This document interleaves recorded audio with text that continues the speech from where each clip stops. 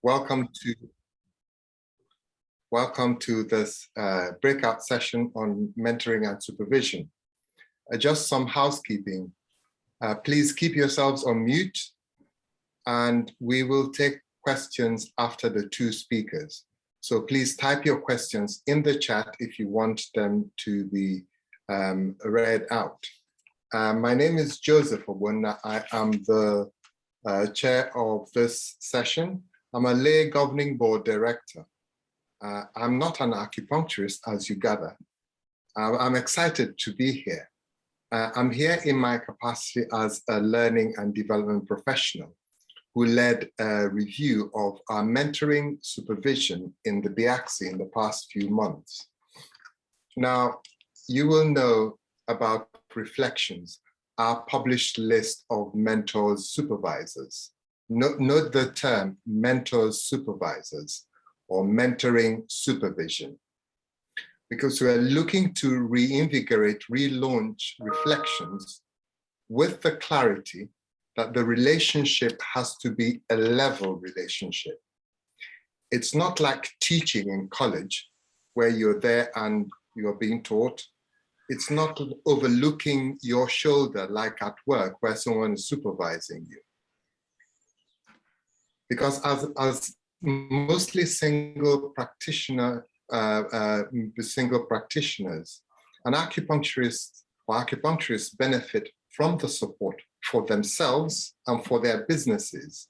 Because you graduate from college, you go into this business, and often it can feel like that it's just you. And we are saying that there is an opportunity to get support from somebody else, someone who understands where you're coming from.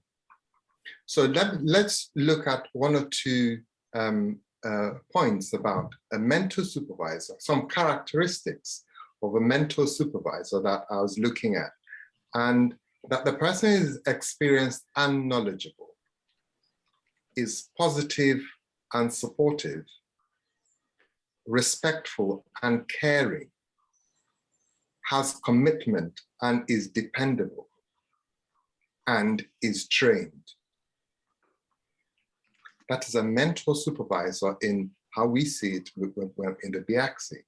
A mentee supervisor, in order to get the most out of it, we'd expect it would be adaptable and willing to learn, wants to meet goals and accept challenges, and is accountable to their own learning for their own progress, is willing to consider new ideas and approaches, open to feedback, and prepared to reach out and ask questions.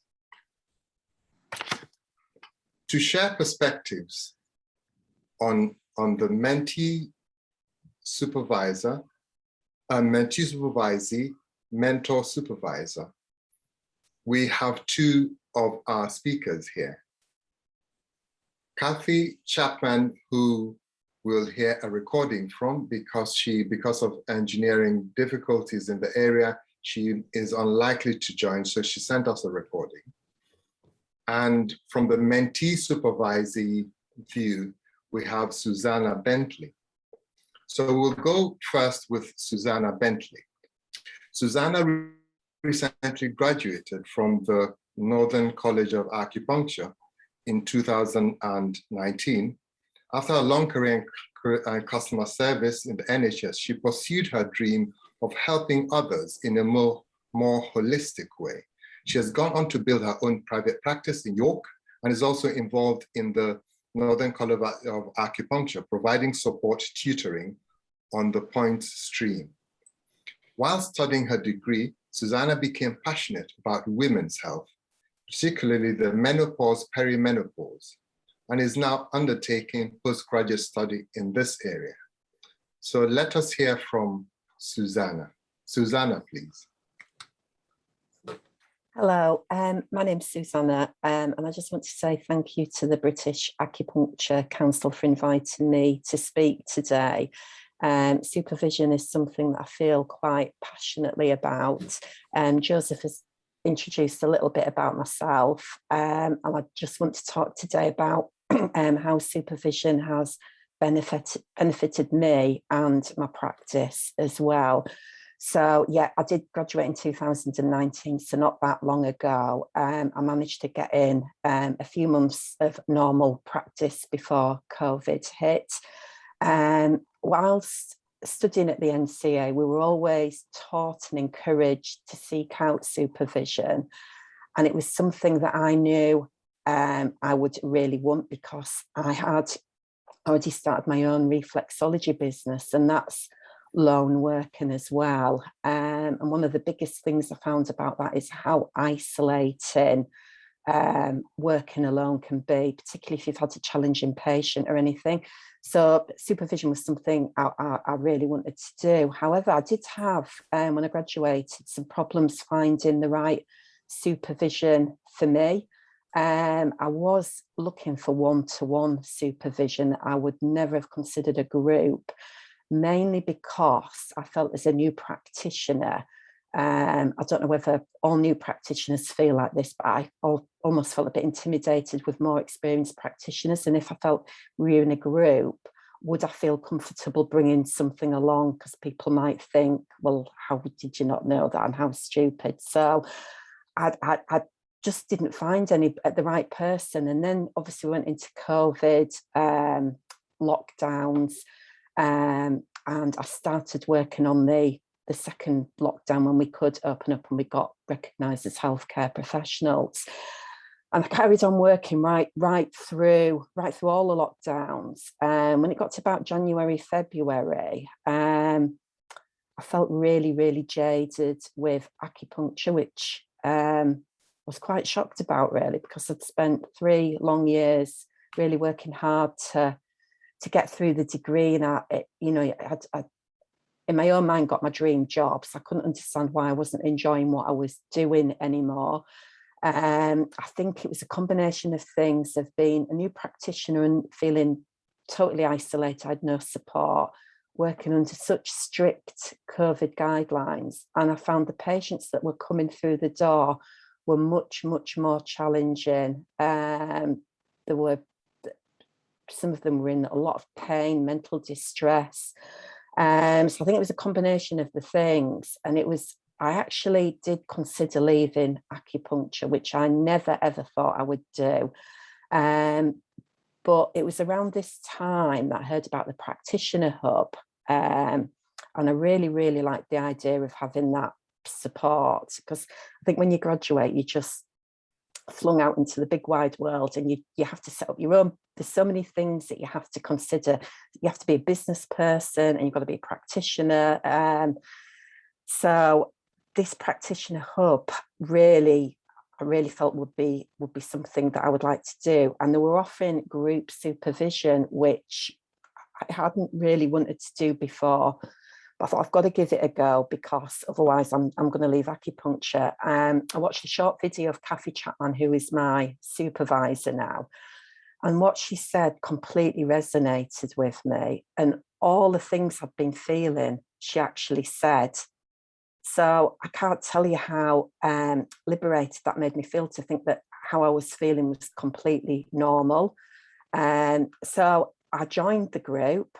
And I was very lucky in that it was a small group.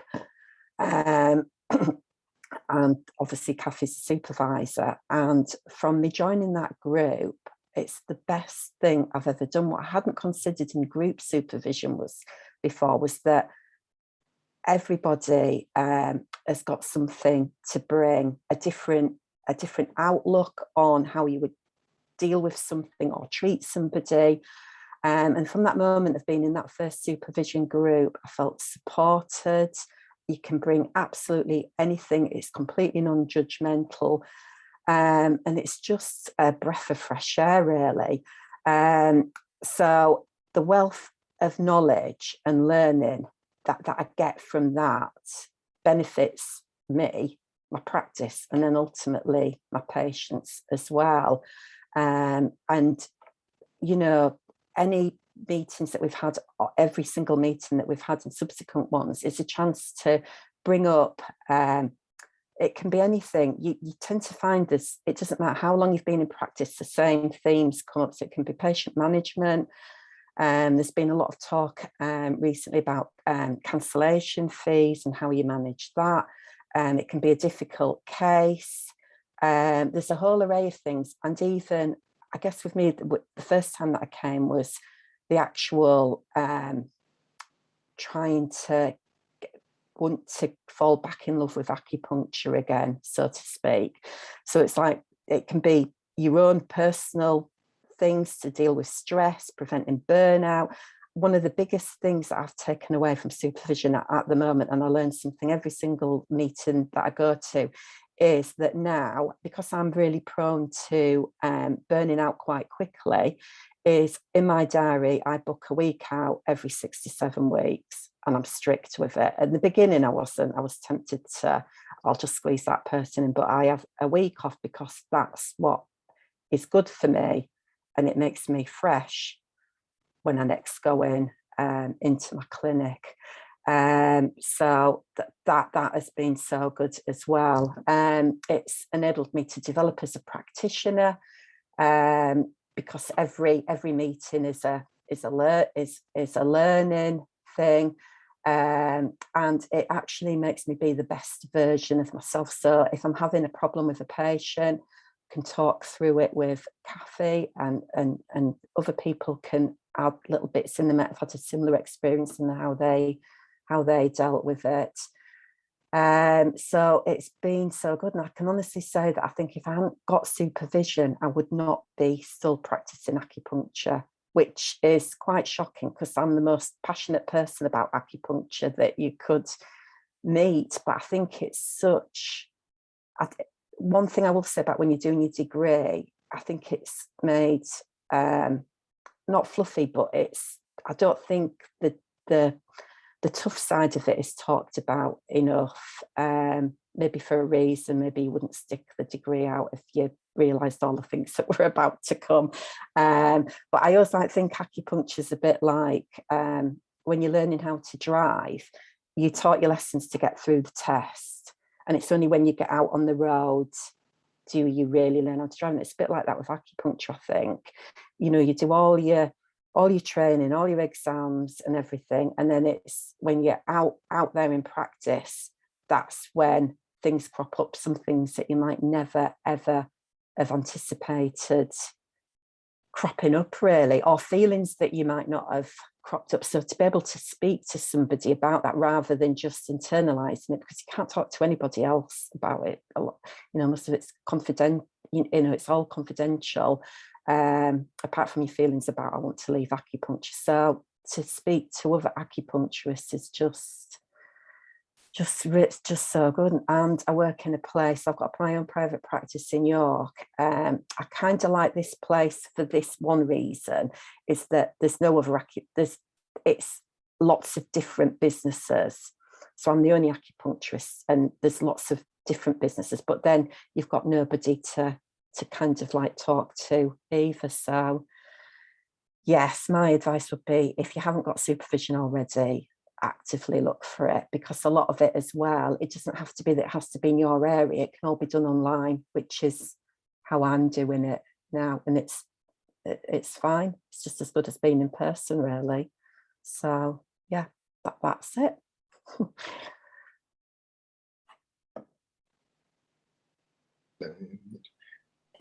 Thank you very much, Susanna, for sharing that heartfelt presentation, how being encouraged to seek out supervision when things were challenging, and then finding it liberating and getting a different outlook and falling back in love with the profession that you chose. And with the benefit to yourself, to your patients, and to the practice. Yes. Thank you very much. Thank you. So for our second presentation now is Kathy Chapman, who is going to make the presentation. Kathy is not able to be here because of some difficulties, like I said, engineering difficulties. So she sent us a presentation, a video presentation. Now, if you have your computer, could you please turn up the volume? Because Kathy's voice in the recording is quite quiet. And yes, you would need to turn up your volume. Now, if that, I will check. If you cannot hear, just type in the chat that you cannot hear it clearly.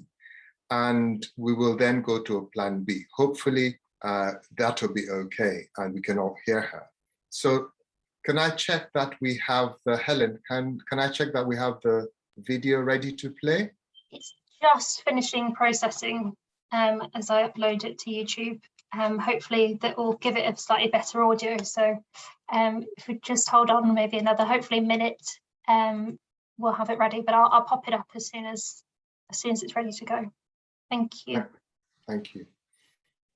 I know one or two people joined a bit late and we were talking about this. Yes, if you have headphones that you want to use, that might help the volume as well.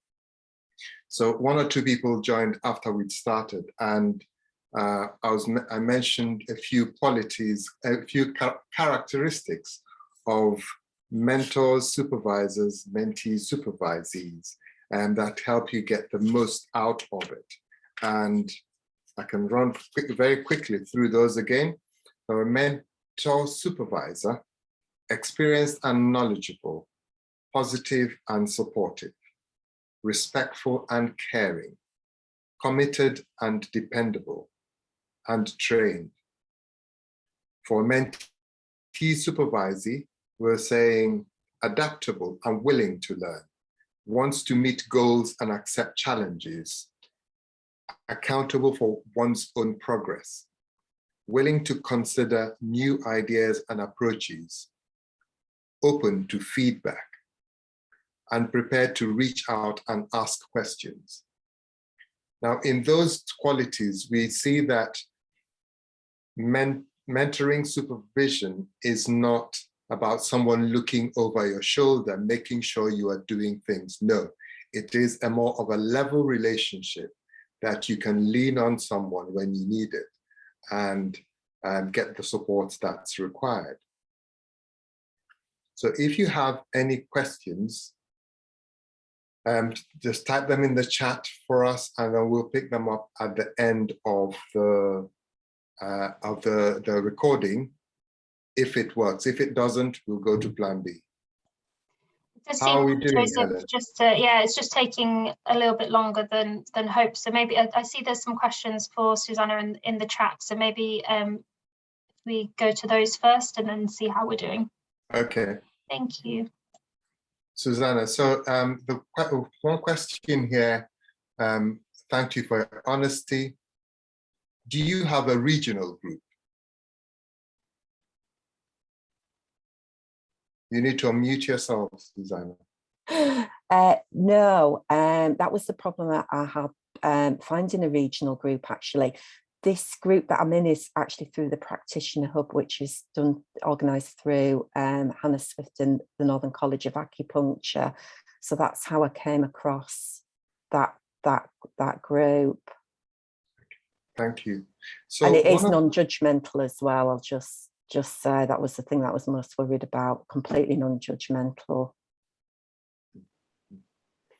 And sometimes that term non-judgmental is difficult to grasp, but it's felt, isn't it?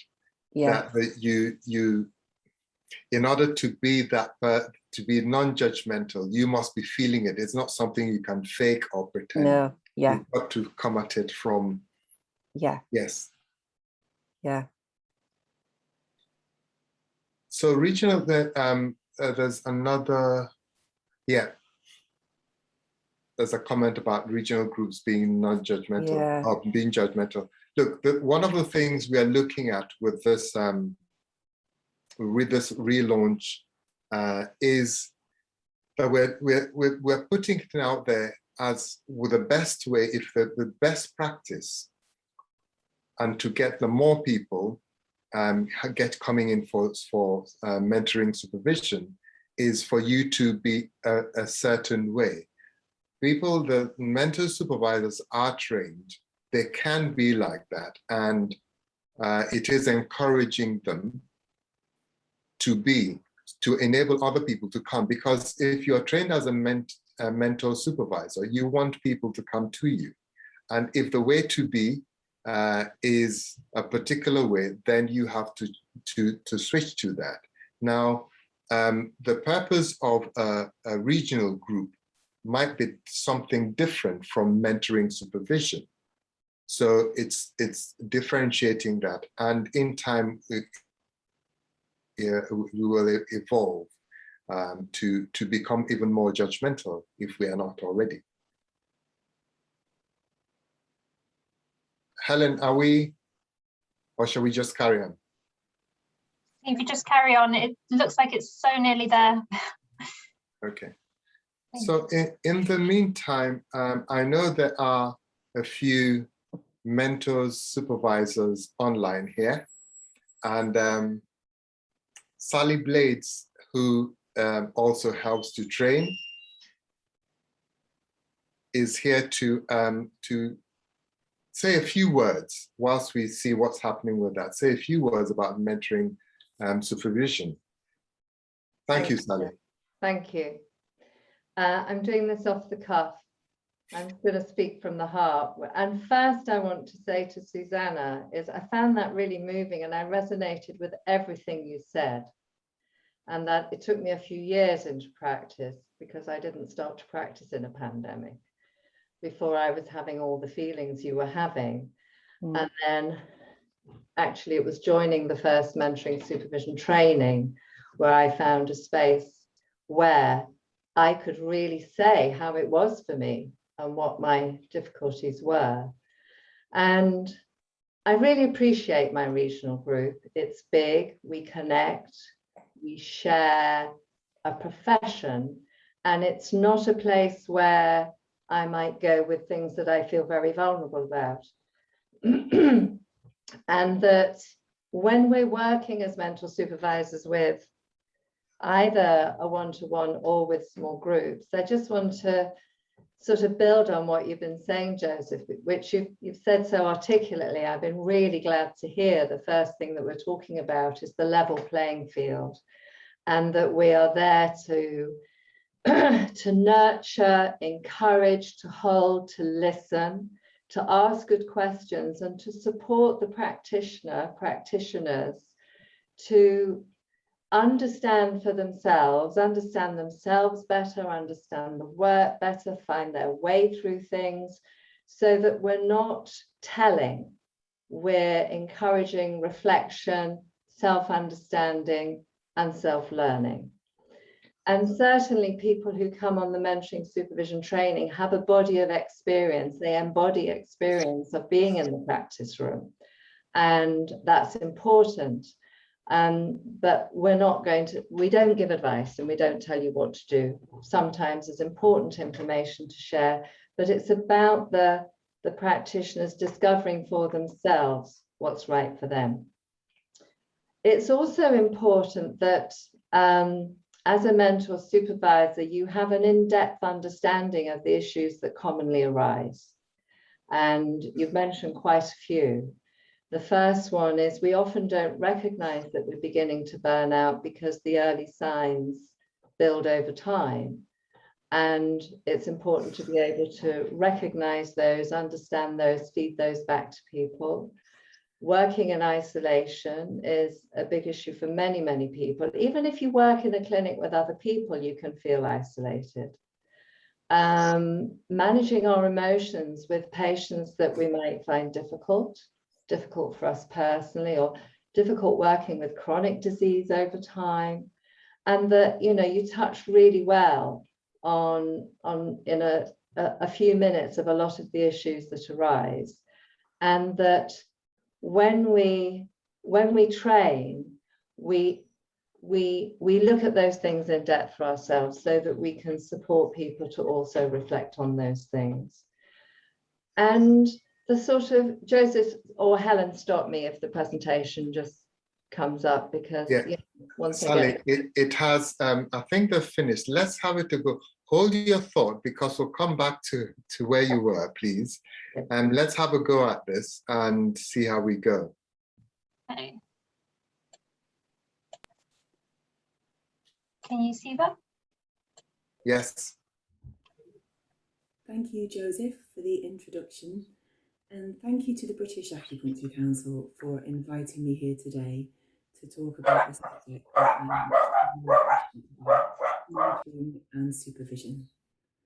And I believe there's never been a more pertinent time to talk about how we are accessing support in our practices.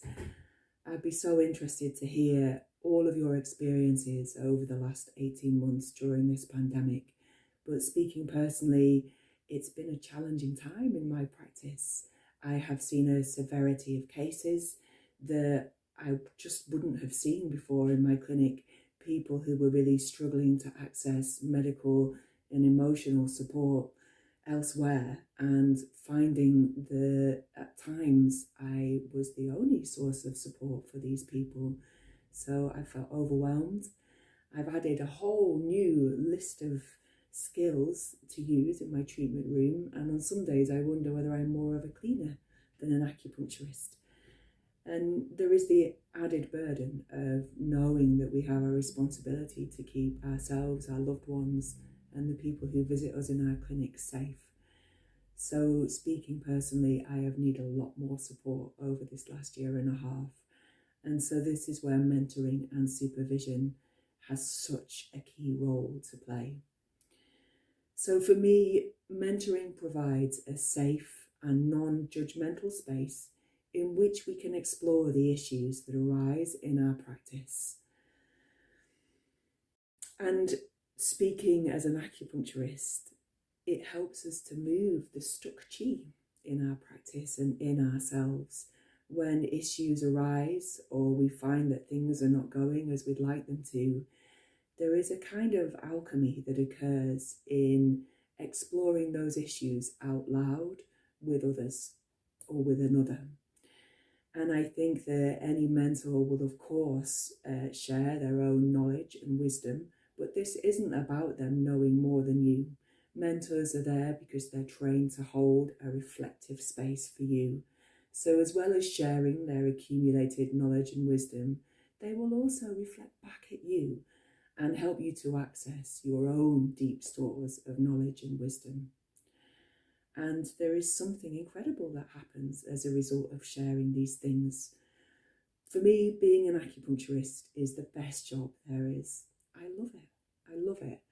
But it can also be at times lonely and isolating, and we walk beside our patients through sometimes some incredibly challenging issues, which we then have to process emotionally as well.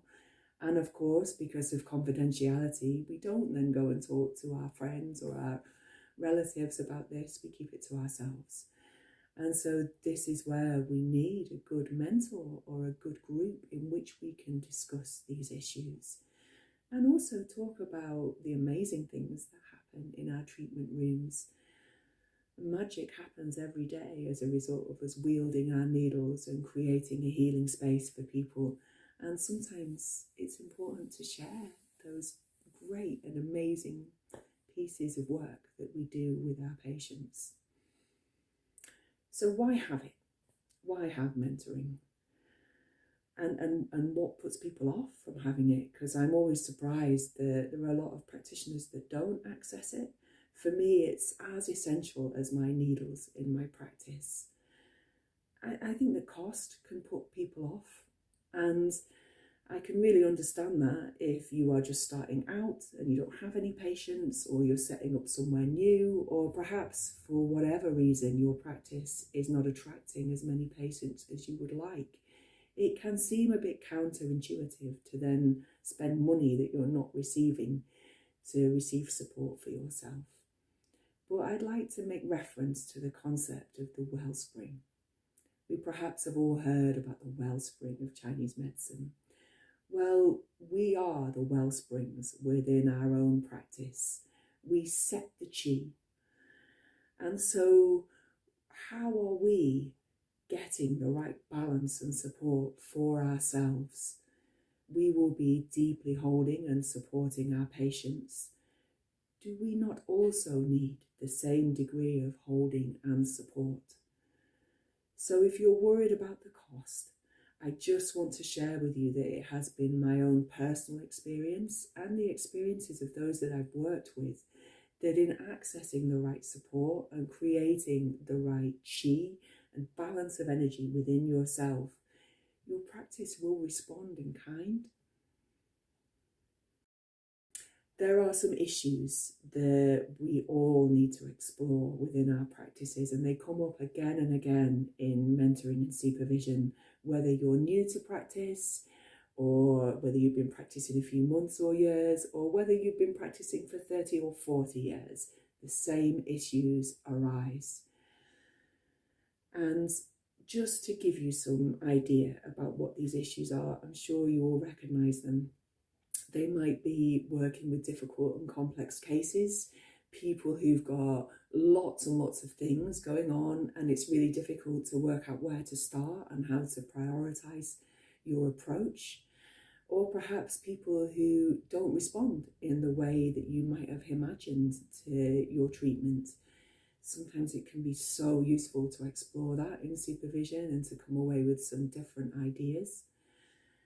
And setting up in practice, you might need some support in finding the right location, on deciding how much to charge or when to put your fees up, whether you're going to charge a consolation fee for those people who don't come, and when the exceptions to that may or may not be. The hours that you work. I think all of us can be quite tempted to think of our hours of work as only when we're with our patients. But what about the thinking time and the planning time, answering emails and messages and inquiries, researching for patients, admin, filing, ordering, cleaning? These are all elements of our work. And are we adding these into the equation of how many hours we're working and giving ourselves the time and the space and the credit for them? And then there's the issue of boundaries, which is complex. I know that when I started in practice, I worked in London, and it felt a lot clearer to me about how to hold my day-to-day boundaries with patients, because it was very unlikely that I would encounter them outside of the clinic. But then I moved up here to my native Lancashire, where I practice in a city, but a small one, and had been here a long time. So it's far more likely that I'm going to have encounters with these patients. They may end up being my children's teacher, or my neighbour, or the doctor, should I need to go to the doctor's surgery. How do you manage those multiple roles? And what do you do if you suddenly realise you've let your boundaries slip? It does happen. If we get tired or burnt out, it's less easy for us to really contain ourselves and contain those roles. So how do we work our way back from a place where we feel our boundaries are not where we want them to be? I think it's one of the issues where we really, really can benefit from the support of mentoring and supervision. And what about how we're balancing our work and home life? Just to share a bit more about my own experience, when I first moved back up to the Northwest, I started practicing from a clinic at home, and I had two babies quite close together. So I had babysitters looking after the babies in the other room, sometimes screaming all the way through treatments, which could quite easily be heard by patients. And I was nipping in and out to breastfeed in between patients. It was a hard balance to maintain, really hard. So that's just one example, but work-life balance has many, many issues that can be explored. What about if you've got issues with your own health and you suddenly find that you're struggling in the treatment room, be it from a musculoskeletal problem or mental health problems, anxiety, or something deeper than that? These are times when the support of a colleague and mentor really, really help us to make the decisions that are right for ourselves and our patients. And then towards the end of your clinical practice, you may decide you want to reduce your hours or even retire. How do you make an ending that honours your years of work and makes the right positive ending for yourself and your clients? Again, mentoring and supervision is so useful in exploring deeply these issues and finding a way forward that really, really works for us. So it's all about creating a sustainable environment for our practice and for ourselves to flourish. And ultimately, our patients will also flourish if we do that. So I want to talk a little bit about the differences in between group supervision and one-to-one supervision. Just to let you know, I have both because I find them both incredibly useful in different ways. In one-to-one supervision, it would be normal to choose a mentor, and you choose a mentor who you really feel that we can work with, but that you can work with, which is a bit like choosing an acupuncturist. You perhaps might need to phone round and speak to a few to find somebody who you feel safe with and who really fits with the way that you practice. It might be about the discipline that you practice from. Maybe you're a 5-element practitioner or a TCM or another kind, and perhaps you want to have a mentor who works in the same way as you. Or it might be just that you want to find somebody who you click with, who you feel you can share deeply with. And in supervision, the more you feel able to share, the more of an open heart that you're able to bring, the more you will get from practice. And at this point, I just want to mention mistakes. When I first started in supervision, there were a couple of things that had happened to me in practice that I felt really ashamed about sharing. I'd made mistakes. And I think in honesty, we all make mistakes at different times in our practice because we are only human. And these are the things that we might not want to bring to our supervision. We may want to hide them away. And in a way that then means that we are losing energy to our worries and concerns and shame and anxiety about those. But actually, these are exactly the things we need to bring to supervision. I've always believed if we name something, we already start to take its power away. And in sharing these issues, we can really find a way forward in our practice, a way to forgive ourselves and to put strategies in place and structures in place that really prevent such mistakes happening again. So I did want to raise that at this point. So if you find a mentor, then it is normal to set up at least 5 sessions a year, spaced out, perhaps with a break for summer, so that you know you will always have a session coming up in the next couple of months. It's very, very affirming and powerful in practice to know that that's going to be there for you. And for many supervisors, if someone's entered into that relationship with them, they also offer to be there should a crisis arise, if they can, in between your sessions, and may be able to offer you some support via email or offer you some sessions over the phone, shorter sessions, so that there is a sort of safety net available there, which is really empowering. It's really empowering. So you would have your one-to-one sessions, and one of the benefits of those is that you get the full attention of your mentor supervisor in that time. It's normal for sessions to last about an hour, and you can really explore a lot of issues in that time. And it's useful to make little notes during your time in clinic, just so that you can ensure you really explore things that are arising, because sometimes we forget. And then there is group supervision. Now, I know for myself, the thought of entering into a group was horrifying. I thought, I can't possibly talk about all these things in front of other practitioners who might know more than me or might think I'm stupid.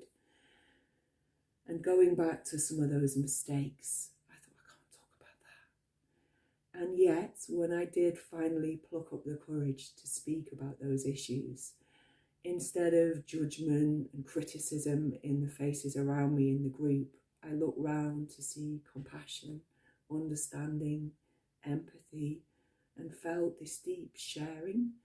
And it was and it is, still continues to be to this day in my group, a deeply nurturing and humbling experience. Other benefits of a group are that we are sitting with our colleagues. For those of us who work in more rural areas or where there's fewer acupuncturists, to be with your colleagues is wonderful. And although you will have less time to work within that group, you get the benefit of listening and taking part in other people's work. And because many of us are facing very similar issues, you learn so much from that. And then if you do have issues arising that you want to work on, as well as the support and accumulated knowledge and wisdom that your mentor has, you also get the benefit of the knowledge and wisdom of all those in the room with you, with your colleagues.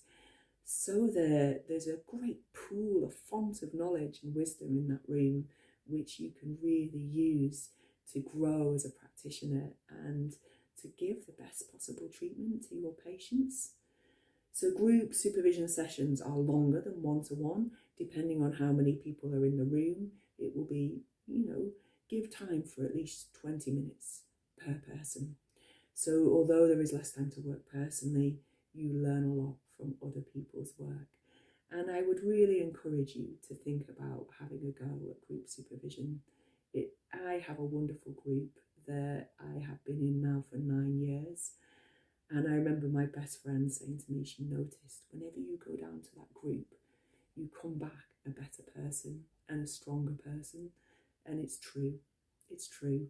It's wonderful to be so deeply held by your colleagues and to really have a safe place to deeply explore these issues that are coming up. It's been a massive remedy for my feelings of isolation and loneliness as a practitioner, and a real balm for my spirits. So where do we get it from? If you've decided after hearing today that you'd like to access some supervision, where are you going to look for it? Well, I'm only going to say a little bit about this because I think there'll be time in questions at the end of this to explore this more. There's 3 main places at the moment for Chinese medicine practitioners. The first is the Wild Geese Network, which you'll probably have seen in your issue of ACU. There's a list of mentors and supervisors on there by area. Now, if you've looked on there and thought there's nobody in my area, then don't let it put you off. It is possible to work with mentors over the phone or online.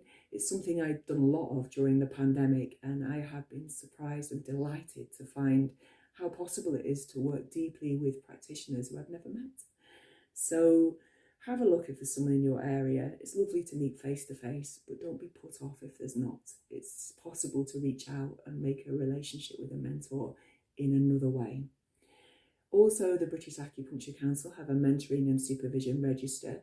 There's quite a bit of crossover between that and the Wild Geese Network, and it's something that the BIAC are working on growing and developing. And details of that are on the website, the British Acupuncture Council website. There's been a new endeavour during the lockdown as part of the Northern College's Practitioner Hub. The Practitioner Hub allows you to pay a monthly fee to access really great online CPD. But also you can pay a bit more, and included in that will be 10 sessions of online group supervision a year.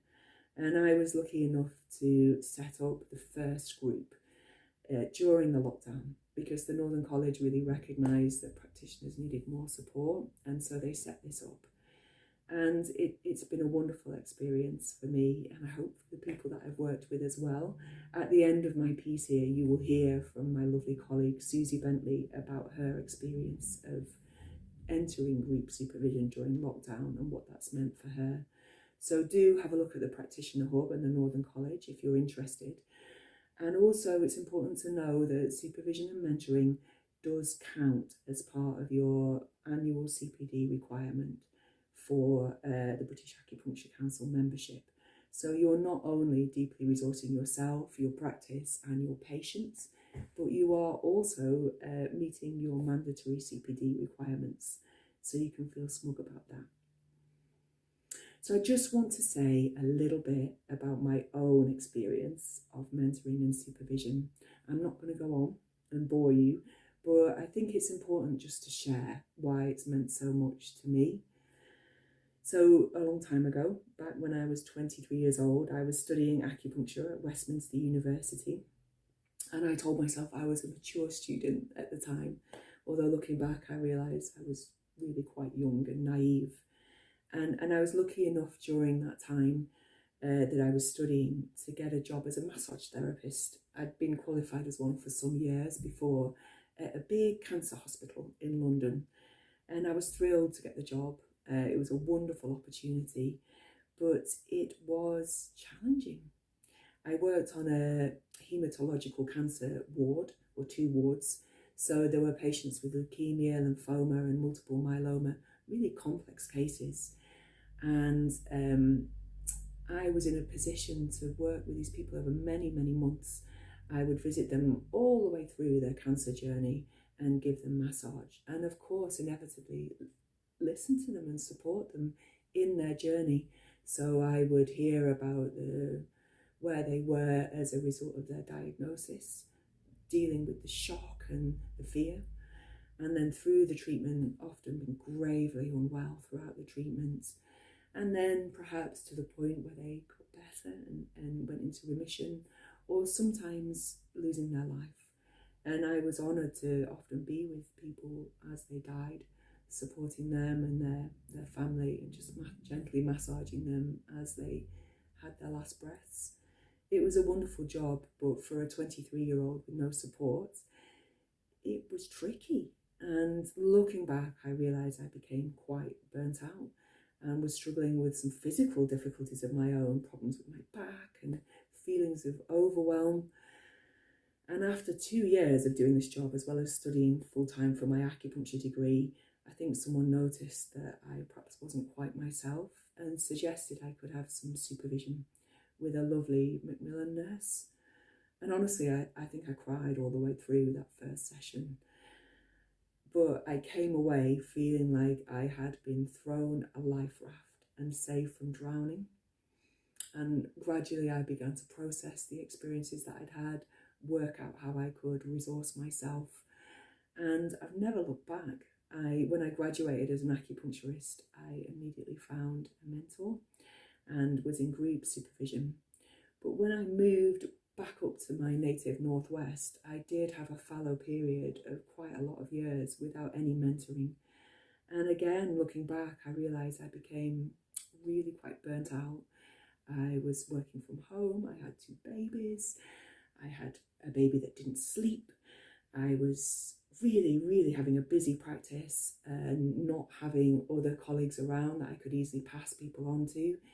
And I was in a bit of a state when I finally accessed mentoring again, which I did so by doing the mentoring and supervision training with Isabel Cosgrove and Sally Blades. It was a wonderful experience, life-changing. In fact, I was able, as part of the training, to deeply explore where I was in my own practice, to learn how to resource myself. And looking back, it was a pivotal point in my life and my practice. And I have continued in supervision, both in group supervision with my wonderful group ever since, and one-to-one supervision. And as a result, I have managed some really challenging times in my practice and difficulties. And I still am at the moment, but with the help and support that I have, I know that I can get through difficulties when they arise. So I would really exhort each and every one of you, if you are not having mentoring and supervision at the moment, please just try it out. I think in really doing it is where the richness lies. I could talk about it all day, but it won't replicate that feeling that you have as you walk away from your first session, that feeling of being heard and held and resourced and supported. It's worth more than anything. So thank you so much for indulging me in talking to you about this. I'm sorry I can't be there with everybody face to face. Hopefully next year that will happen. And go well, all of you. Thank you very much. Bye-bye. We're in 2021.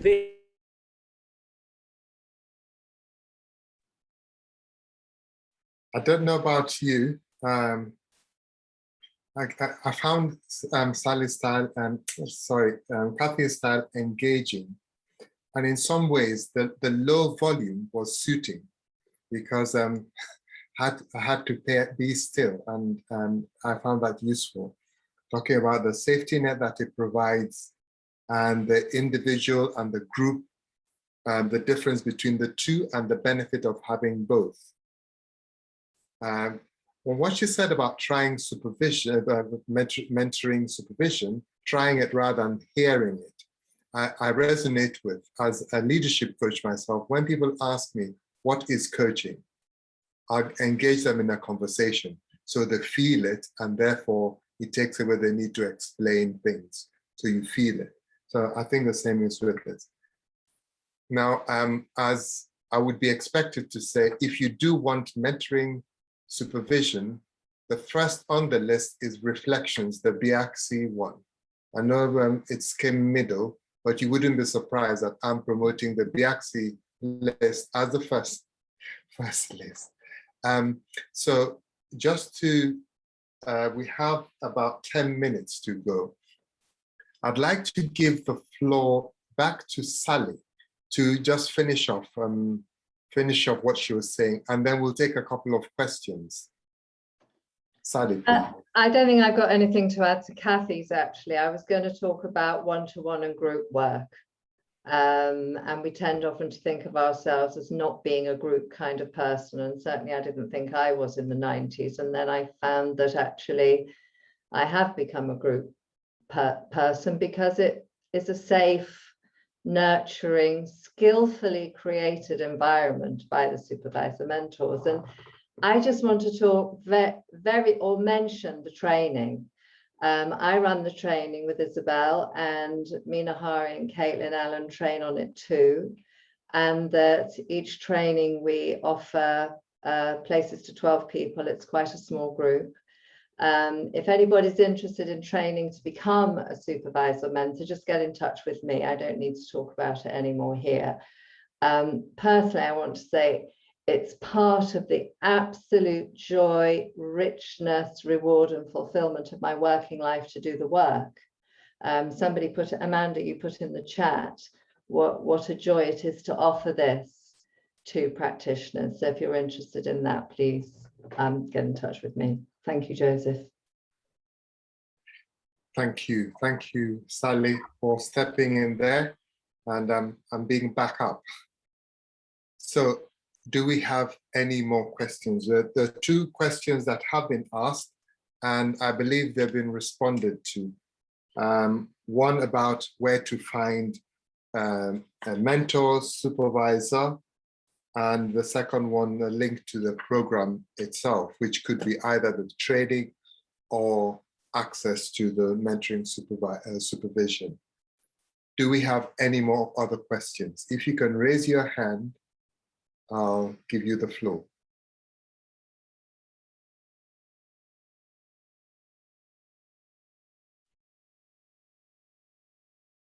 As Sally says, some mentors will work with students.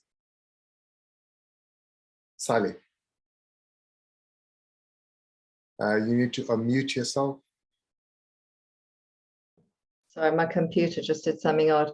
I just wanted to say that sometimes students do approach us. Not all mentors say yes to that, but you know, like Kathy was saying, when you're looking for a practitioner, just keep going until you find someone who you gel with and who will also offer mentoring to students if you want to try that before you leave college. It's a great bridge so you don't get thrown out of the nest with no support. And I'd be right in saying that the costs are not prohibitive. So for a student who is not yet earning, it might be a consideration, but I believe the costs aren't prohibitive, and the benefits you consider it as part of your training costs.